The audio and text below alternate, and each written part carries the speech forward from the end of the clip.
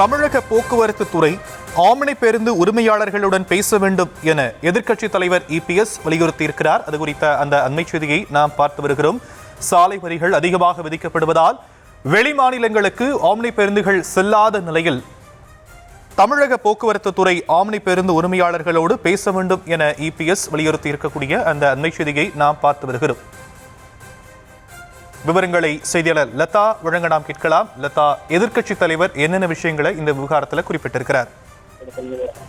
வணக்கம். தமிழகத்திலிருந்து கேரளா, கர்நாடகா உள்ளிட்ட அண்டை மாநிலங்களுக்கு இயக்கப்படக்கூடிய ஆம்னி பேருந்து அபராதம் விதிப்பு காரணமாக நிறுத்தி வைக்கப்பட்டிருக்கக்கூடிய சூழல்ல அந்த ஆம்னி பேருந்து உரிமையாளர்கள் மட்டும் இல்லாமல் அண்டை மாநிலங்களுக்கு செல்லக்கூடிய பயணிகளும் கூட பாதிப்புக்குள்ளாகி இருக்கிறார்கள். எனவே இந்த விஷயத்தை குறிப்பிட்டிருக்கக்கூடிய எடப்பாடி பழனிசாமி இதன் மீது உரிய நடவடிக்கை விரைவில் எடுக்க வேண்டும் என்று கேட்டுக்கொண்டிருக்கிறார். அந்த வகையில் இது தொடர்பாக எடப்பாடி பழனிசாமி வெளியிட்டிருக்கக்கூடிய அந்த பதிவில் தமிழக ஆம்னி பேருந்துகள் மீது அண்டை மாநில அரசுகள் அபராதம் விதிப்பதால் அவர்களது தொழில் நலிவடையும் நிலையில் உள்ளதாக கூறி ஆம்னி பேருந்து உரிமையாளர்கள் கடந்த 9ஆம் தேதி இரவு முதல் பேருந்துகளை இயக்காமல் போராடி வருகின்றனர் என்றும், கடந்த ஒரு வார காலமாக ஆம்னி பேருந்துகள் வெளி மாநிலங்களுக்கு இயக்கப்படாததால் தமிழக பயணிகள் பிற மாநிலங்களுக்கு பயணம் மேற்கொள்ள இயலாமல் மிகுந்த சிரமத்திற்கு உள்ளாகி இருப்பதாகவும் இபிஎஸ் குறிப்பிட்டிருக்கிறார். மேலும்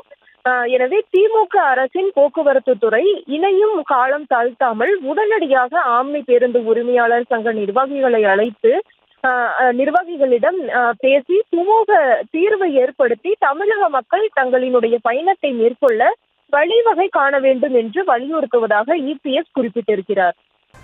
விரிவான விவரங்களுக்கு நன்றி லதா.